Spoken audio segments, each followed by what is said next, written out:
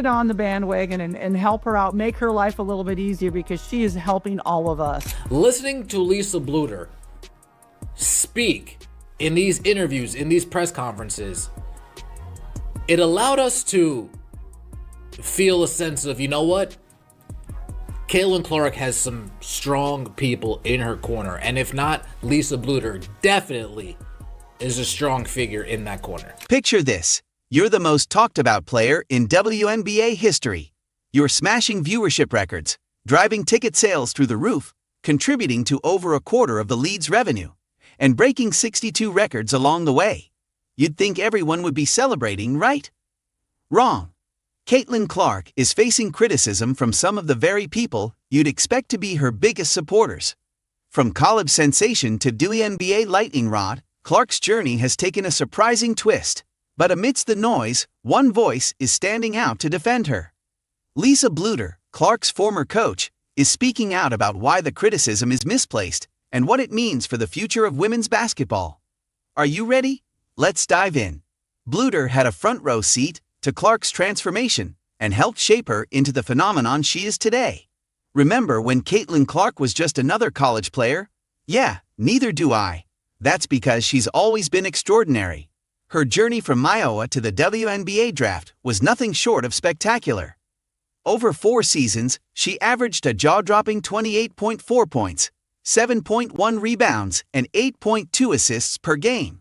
But the stats only tell part of the story. Her style of play, pure fireworks. From deep three-pointers that leave jaws on the floor to no-look passes that leave defenders stunned, Clark has always been a showstopper. It's no surprise that Iowa sold out every single game in her final season. The greatest women's player of all time? Maybe. At the very least, she'll always be in that conversation. Her now iconic Hawkeye jersey was 2 twos, but she was one of one. You might think transitioning to the WNBA would slow her down, but not Caitlin. She's been lighting up scoreboards, filling arenas, and capturing attention everywhere she goes. She's not just dominating on the court, she's bringing in a whole new wave of fans. We're bringing more and more people to this league, people who've never watched the WNBA before, she said. It takes your breath away sometimes. But here's the kicker. Clark didn't just meet expectations in her rookie season, she obliterated them. She led the Fever to their first playoff appearance in nearly a decade, drew record-breaking crowds, and delivered performances that had everyone buzzing for days. Her brilliance didn't go unnoticed. Clark snagged WNBA Rookie of the Year, a spot on the All-NBA First Team, and was even crowned Time Magazine's Athlete of the Year. You'd think being named Time Magazine's Athlete of the Year would be a moment of pure celebration. But for Caitlin Clark, it sparked a firestorm. The backlash raised tough questions. Can anyone truly win in women's basketball? Just as Clark was basking in her success, criticism surfaced from unexpected quarters. Washington Mystics owner, Sheila voiced concerns about Clark's time honor, arguing that the WNBA's success wasn't the result of one player, but the collective effort of an entire draft class. Johnson also pointed to deeper systemic issues, highlighting the lack of recognition for players of color.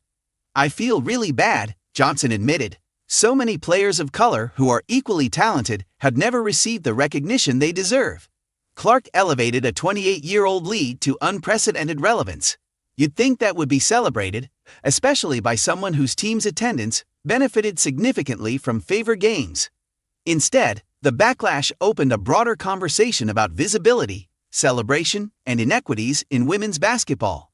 Clark's response to this criticism: grace and self-awareness. I feel like I've earned every single thing that's happened to me over the course of my career, she said. Her maturity far exceeded her 22 years. But the question remains, why is a rookie bearing this burden alone? Where were the voices in women's basketball to support her? Enter Lisa Bluder. As criticism intensified, Bluder stepped forward with a bold defense of her former player. This is a 22-year-old who has been named Time Athlete of the Year, Bluder said. She's handled everything thrown at her with poise and class. Bluder highlighted Clark's impact as more than personal accolades. It's about elevating the sport, attracting new fans, and shining a brighter spotlight on women's basketball. With publicity comes haters, Bluder said. But we've always worked on staying focused, and I think it's helping her now. Bluder didn't stop there. She compared Clark to Billie Jean King, emphasizing how Clark is rewriting the narrative for women's basketball. This is a player who has helped women's sports like no one since Billie Jean King. Let's get on board and make her life a little easier because she's helping all of us. Addressing Johnson's criticism, Bluder said, "When Caitlin's light shines on her, it shines on all of us. The basketball community needs to embrace that better." Her words resonated across social media, sparking a shift in perspective. Clark's success isn't a zero-sum game. One player's triumph can uplift the entire sport. The story doesn't end there. Enter Stephanie White, the Fever's new head coach. White, fresh off a successful stint with the Connecticut Sun, brings a unique perspective and years of studying Clark's game. Stephanie probably saw her more than any other coach, Bluder said. She respected Caitlin more because she'd been around her so much. White's connection with Clark runs deep. Reports suggest the two are already collaborating, fine-tuning Clark's game. White's scouting reports on Clark during her playing days were detailed and insightful, earning Clark's respect. Their mutual understanding and shared vision could be the foundation for something extraordinary. The Fever's 8-year playoff drought ended in 2024, thanks in large part to Clark's incredible rookie season. With White at the helm, the team is dreaming bigger than ever before. Lisa Bluder sees something special brewing between Clark and White, predicting big things for the Fever's future. So, what does this all mean for women's basketball? With stars like Clark leading the way, the sky's the limit. We're talking record-breaking viewership, sold-out arenas, and a new generation of athletes dreaming bigger than ever before. What do you think?